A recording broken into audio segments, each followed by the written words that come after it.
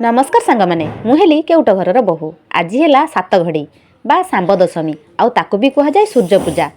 सूर्य देवता को पूजा करने आम माँ मैंने राति उठिकी आम पिला ना केते सुंदर सुंदर सब भोगराग चढ़ई था कहीं मंगल कामना मु जहाँ शुणी सांब हेले कृष्ण को पुओ थिले सी बहुत बड़ गोटे अभिशाप पाई जहाँफल देहरे कुष्ठ रोग होता आउ से कुष्ठ रोग को भल करने से सूर्य देवता को पूजा करके भल हो जाते से दिन यहाँ सांब दशमी पड़ी रखा जाए आ सब माँ मैंने पिला मंगल कामना करने सूर्य देवता को पूजा करती अर्घ दियंती।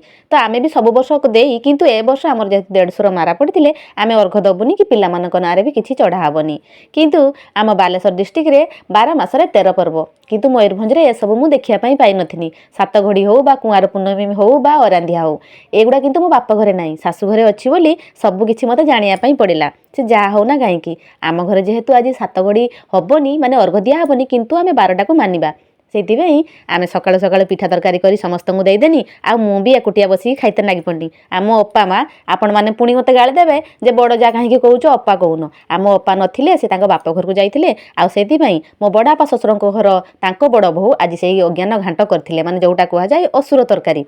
तो आपण मान आड़े एमती असुर तरकारी करती कि ना मत कमेंट निश्चित जनइबे।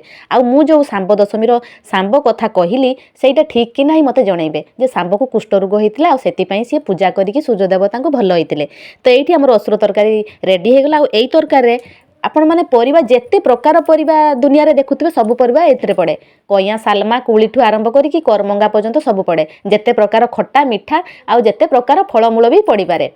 सेइथिपाई एई तरकारी खाइबा वर्षक आम थरे अनै थाउ बसिकी समस्ते खाइला बेलू बेला उड़ी जाऊ थाए। तो ये मो बड़ जा पूरा रेडी करदे तरकारी आउ आम समस्ते खुशी होकर आनंद चाहीकि बसी यही असुर तरकारी खाइबापी। आपण आड़े केमती खाती असुर तरकारी कहबेती। तो ये गरम मसला पकई देकी रेडी करदे आउ आम समस्ते खाइते बसी पड़े। रहुछि नमस्कार।